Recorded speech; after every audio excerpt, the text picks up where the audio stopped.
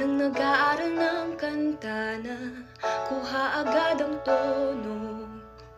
Sa una ay masisintunado, sablay at dispalinghado. Ganun talaga, huminga at makinig muli. Walang batang kapapanganak lang ang tumatakbo na kaagad.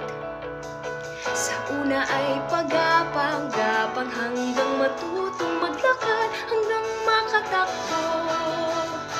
Paminsan-minsan may nadarapa, matututong lumangoy.